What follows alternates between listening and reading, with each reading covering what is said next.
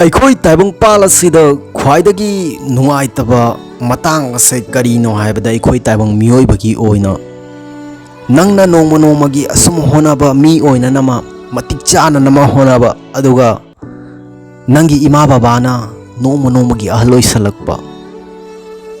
ꯑꯩꯈꯣꯏ ꯃꯤꯑꯣꯏ ꯀꯌꯥ ꯑꯃ ꯂꯩꯕ ꯌꯥꯝ ꯊꯨꯅ ꯃꯇꯤꯛ ꯆꯥꯅꯤꯡꯕ ꯍꯥꯏꯕꯗꯤ ꯌꯥꯝ ꯊꯨꯅ ꯃꯥꯏ ꯄꯥꯛꯅꯤꯡꯕ ꯃꯔꯝꯗꯤ ꯃꯥꯒꯤꯗꯃꯛꯇ ꯃꯃꯥ ꯃꯄꯥꯁꯤꯡꯅ ꯁꯦꯀ꯭ꯔꯤꯐꯥꯏꯁ ꯇꯧꯈꯤꯕ ꯃꯥꯒꯤꯗꯃꯛꯇ ꯈꯜꯂꯒ ꯃꯈꯣꯏꯒꯤ ꯑꯅꯤꯡꯕ ꯑꯄꯥꯝꯕ ꯀꯌꯥ ꯑꯃꯕꯨ ꯃꯪꯂꯥꯟꯒꯨꯝ ꯊꯝꯂꯒ ꯃꯥꯒꯤ ꯃꯆꯥꯒꯤꯗꯃꯛꯇ ꯃꯆꯥꯒꯤ ꯅꯤꯡꯕ ꯊꯨꯡꯅꯅꯕꯒꯤꯗꯃꯛꯇ ꯃꯤ ꯑꯣꯏꯅꯅꯕꯒꯤꯗꯃꯛꯇ ꯍꯣꯠꯅꯈꯤꯕ ꯑꯩꯈꯣꯏ ꯃꯆꯥ ꯃꯁꯨ ꯀꯌꯥ ꯑꯃꯁꯨ ꯎꯕ ꯐꯪꯉꯤꯕ ꯃꯃꯥ ꯃꯄꯥꯅ ꯃꯈꯣꯏꯒꯤꯗꯃꯛꯇ ꯀꯔꯤ ꯁꯦꯀ꯭ꯔꯤꯐꯥꯏꯁ ꯇꯧꯈꯤꯒ ꯍꯥꯏꯕꯁꯦ ꯃꯇꯥꯡ ꯑꯁꯤꯗ ꯑꯩꯈꯣꯏꯅ ꯈꯜꯂꯛꯄꯁꯦ ꯑꯩꯈꯣꯏ ꯉꯟꯇꯥꯅ ꯃꯇꯤꯛ ꯆꯥꯔꯒ ꯃꯤ ꯑꯣꯏꯔꯒ ꯏꯃꯥ ꯏꯄꯥꯒꯤ ꯑꯅꯤꯡꯕ ꯑꯄꯥꯝꯕꯁꯤꯡꯁꯦ ꯂꯣꯏꯅ ꯊꯨꯡꯍꯟꯒꯦꯀꯣ ꯑꯗꯨꯃꯛꯄꯨ ꯍꯣꯠꯅꯅ ꯑꯩꯈꯣꯏꯒꯤ ꯃꯥꯏ ꯄꯥꯛꯄ ꯃꯇꯤꯛ ꯆꯥꯕꯁꯦ ꯃꯁꯤꯅ ꯐꯪꯗꯕꯅ ꯃꯔꯝ ꯑꯣꯏꯔꯒ ꯏꯃꯥ ꯏꯄꯥꯁꯤꯡꯁꯤꯅ ꯅꯣꯡꯃ ꯅꯣꯡꯃꯒꯤ ꯑꯍꯜ ꯑꯣꯏꯁꯜꯂꯛꯄ ꯃꯁꯤꯒꯤ ꯃꯇꯥꯡ ꯑꯁꯤꯗ ꯈ꯭ꯋꯥꯏꯗꯒꯤ ꯄꯦꯟꯅꯗꯕ ꯈ꯭ꯋꯥꯏꯗꯒꯤ ꯅꯨꯡꯉꯥꯏꯇꯕ ꯍꯥꯏꯕꯗꯣ ꯊꯃꯣꯏꯗ ꯐꯥꯎꯒꯅꯤꯕ ꯅꯪꯒꯤ ꯄꯨꯟꯁꯤꯗ ꯅꯪꯅ ꯀꯅꯥꯒꯨꯝꯕ ꯑꯃꯕꯨ ꯌꯥꯝꯅ ꯏꯝꯄꯣꯔꯇꯦꯟ ꯄꯤꯔꯕ ꯌꯥꯝꯅ ꯃꯃꯜ ꯂꯩꯅ ꯂꯧꯔꯕ ꯃꯥꯒꯤ ꯑꯁꯣꯏꯕ ꯈꯨꯗꯤꯡꯃꯛꯇ ꯆꯦꯛꯁꯤꯟ ꯁꯦꯟꯅꯕꯤꯔꯕ ꯀꯔꯤꯗ ꯁꯣꯏꯈꯤꯅꯤ ꯃꯇꯝ ꯄꯨꯝꯕꯗ ꯌꯦꯡꯁꯤꯟꯕꯤꯔꯕ ꯑꯗꯨꯃꯛꯄꯨ ꯃꯤꯑꯣꯏ ꯑꯗꯨꯅ ꯅꯪꯉꯣꯟꯗ ꯅꯪꯕꯨ ꯃꯃꯜ ꯊꯝꯕꯤꯗ꯭ꯔꯕ ꯅꯪꯁꯦ ꯀꯔꯤꯁꯨ ꯑꯣꯏꯅ ꯂꯧꯕꯤꯗ꯭ꯔꯕ ꯃꯇꯝ ꯑꯗꯨꯗ ꯃꯤꯑꯣꯏꯕ ꯑꯗꯨꯗ ꯃꯇꯝ ꯃꯥꯡꯍꯜꯗꯨꯅ ꯀꯥꯟꯅꯗꯦꯕ ꯅꯪ ꯃꯇꯝ ꯑꯗꯨꯗ ꯋꯥꯍꯩ ꯑꯃ ꯑꯅꯤ ꯈꯛꯇꯪ ꯍꯥꯏꯔꯝꯃꯨꯕ ꯀꯔꯤ ꯑꯣꯏꯅ ꯍꯥꯏꯒꯅꯤ ꯍꯥꯏꯕꯗ ꯅꯪꯅ ꯍꯥꯏꯒꯗꯕꯁꯦ ꯑꯩ ꯅꯪꯒ ꯂꯩꯃꯤꯟꯅꯔꯤꯕ ꯅꯪꯒ ꯑꯩꯒ ꯂꯩꯔꯤꯕ ꯃꯔꯤ ꯑꯁꯦ ꯊꯥꯗꯠꯄꯕꯨꯗꯤ ꯄꯥꯝꯗꯦ ꯑꯗꯨꯃꯛꯄꯨ ꯑꯩꯁꯦ ꯅꯪꯒꯤ ꯄꯨꯟꯁꯤꯗ ꯃꯃꯜ ꯂꯩꯇ꯭ꯔꯒꯗꯤ ꯅꯪꯅ ꯑꯩꯕꯨ ꯃꯃꯜ ꯂꯩꯅ ꯂꯧꯗ꯭ꯔꯒꯗꯤ ꯑꯩꯈꯣꯏ ꯑꯅꯤꯒꯤ ꯂꯩꯅꯔꯤꯕ ꯃꯔꯤ ꯑꯁꯦ ꯅꯝꯊꯨꯔꯗꯨꯅ ꯃꯔꯤ ꯑꯁꯦ ꯌꯥꯅꯅꯕ ꯑꯁꯨꯝ ꯆꯠꯅꯅꯕ ꯍꯣꯠꯅꯗꯨꯅ ꯂꯩꯗꯣꯏ ꯁꯔꯨꯛꯄꯨꯗꯤ ꯅꯪꯒꯤ ꯄꯨꯟꯁꯤꯗꯒꯤ ꯑꯩ ꯂꯥꯞꯊꯣꯛꯈꯤꯕꯅ ꯐꯩ ꯃꯁꯤ ꯍꯥꯏꯔꯝꯂꯒ ꯑꯗꯨꯝ ꯂꯥꯞꯊꯣꯛꯇꯨꯅ ꯂꯥꯛꯎꯕ ꯑꯩꯈꯣꯏ ꯃꯤꯑꯣꯏꯕꯁꯦ ꯃꯇꯝ ꯄꯨꯝꯕꯗ ꯌꯦꯡꯉꯨꯕ ꯅꯪꯅ ꯐꯔꯤ ꯃꯈꯩꯗꯤ ꯅꯪꯒꯤ ꯃꯇꯨꯡꯗ ꯃꯤꯑꯣꯏ ꯀꯌꯥ ꯑꯃ ꯑꯗꯨꯝ ꯀꯣꯏꯅ ꯏꯟꯅꯒꯅꯤꯕ ꯅꯪꯅ ꯅꯣꯡꯃ ꯈꯛꯇꯪ ꯀꯔꯤꯒꯨꯝꯕ ꯃꯇꯝ ꯑꯃꯗ ꯑꯋꯥꯕ ꯇꯥꯕ ꯃꯇꯝꯗ ꯅꯪꯅ ꯐꯔꯤꯕ ꯃꯇꯝꯗ ꯅꯪꯒꯤ ꯃꯅꯤꯡ ꯏꯟꯅꯈꯤꯕ ꯃꯤꯑꯣꯏꯁꯤꯡ ꯑꯗꯨꯗ ꯀꯔꯤꯒꯨꯝꯕ ꯃꯇꯦꯡ ꯑꯃꯇꯪ ꯅꯤꯖꯒꯦ ꯍꯥꯏꯗꯨꯅ ꯆꯠꯂꯨꯆꯣꯕ ꯅꯪꯒꯤ ꯃꯇꯦꯡ ꯑꯗꯨ ꯇꯥꯕꯒ ꯃꯈꯣꯏꯅ ꯅꯪꯉꯣꯟꯗ ꯑꯃꯨꯛꯀ ꯍꯦꯟꯅ ꯃꯈꯣꯏꯒꯤ ꯑꯋꯥꯕ ꯑꯍꯨꯝ ꯃꯔꯤꯒꯤ ꯃꯔꯝꯗ ꯋꯥꯔꯤ ꯑꯣꯏꯅ ꯂꯤꯁꯜꯂꯛꯀꯅꯤꯕ ꯑꯩ ꯃꯁꯤꯒꯤ ꯄꯦꯟꯅꯗꯕ ꯃꯁꯤꯒꯤ ꯅꯤꯡ ꯊꯨꯡꯗꯕ ꯑꯩꯉꯣꯟꯗ ꯃꯁꯤꯒꯤ ꯑꯋꯥꯕꯁꯦ ꯅꯪꯂꯤ ꯈꯣꯠꯂꯤ ꯍꯥꯏꯗꯨꯅ ꯅꯪꯅ ꯐꯔꯤ ꯃꯈꯩꯗꯤ ꯃꯤꯑꯣꯏꯕꯁꯤꯡꯁꯦ ꯅꯪꯒꯤ ꯃꯇꯨꯡ ꯀꯣꯏꯅ ꯏꯟꯅꯒꯅꯤ ꯑꯗꯨꯃꯛꯄꯨ ꯇꯥꯏꯕꯪꯄꯥꯜ ꯑꯁꯤꯗ ꯀꯅꯥ ꯑꯃꯠꯇ ꯀꯔꯤꯁꯨ ꯃꯔꯝ ꯂꯩꯇꯅ ꯀꯅꯥ ꯑꯃꯒꯤ ꯀꯩꯗꯧꯉꯩꯗ ꯃꯇꯦꯡ ꯄꯥꯡꯂꯣꯏꯕ ꯅꯪꯒꯤ ꯑꯋꯥꯕꯗ ꯀꯅꯥ ꯑꯃꯠꯇꯅ ꯅꯪꯕꯨ ꯎꯕꯤꯔꯣꯏꯕ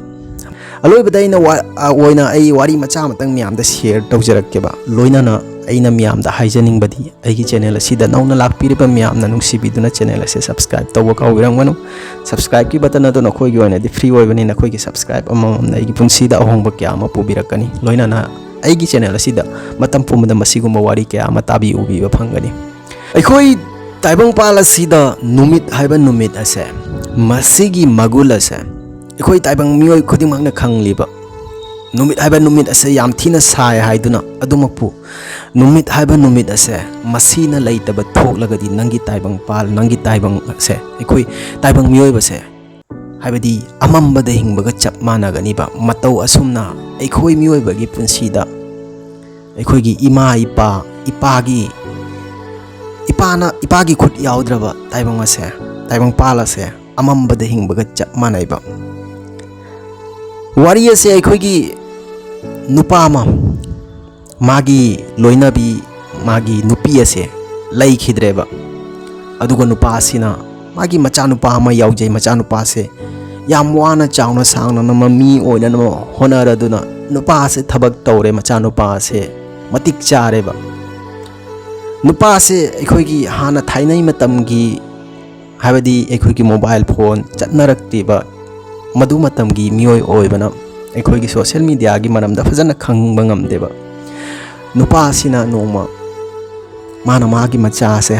ऑफिस हलप माना हाइबनिबा इचादी आई ngasi फोन अमा लैरुगनी अदुगा होरेन नुमिदांग इचादा आई करीगुंबा खरातंग हंगे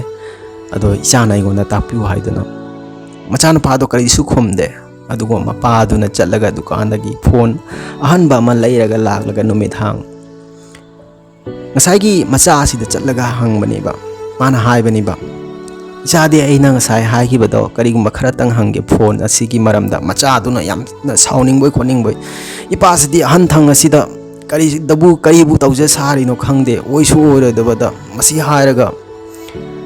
ngसाइगी मचा से मागी कादो थोंग लोंजंदुना तुमखिबनिबा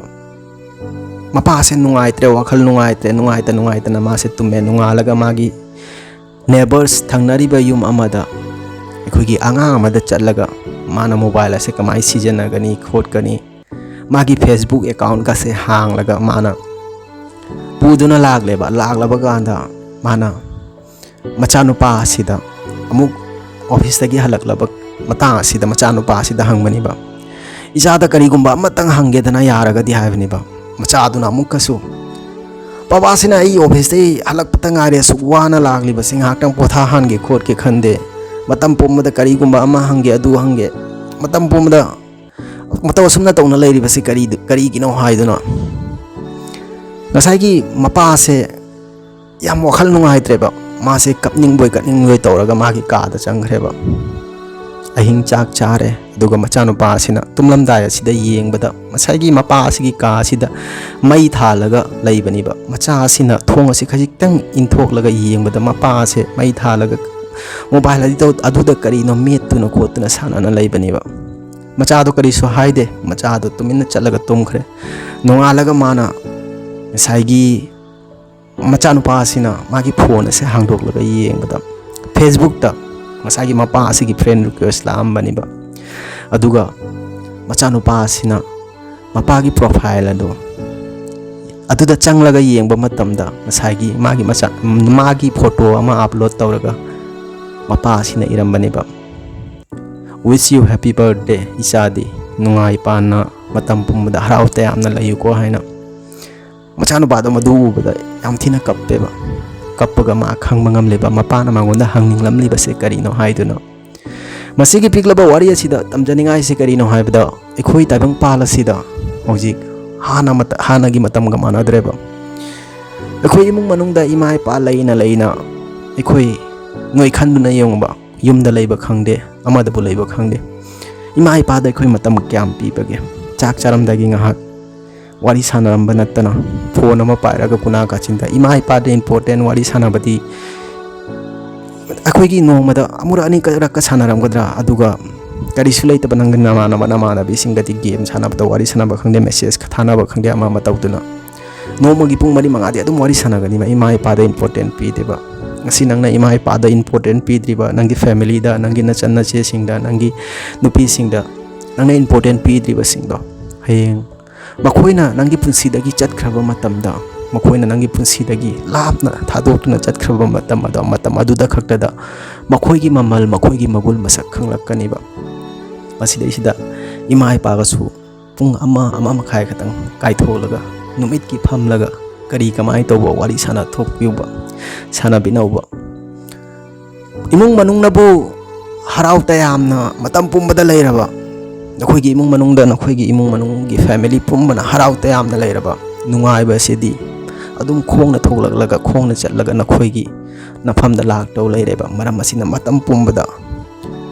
हराउ तयामना नुंसी चाना लैबिनौबा अमाना अमागी ममल मसक खंगबिउ अमाना अमाबु लुना चाना तौबिउ अमाना अमादा मतम पिबिउबा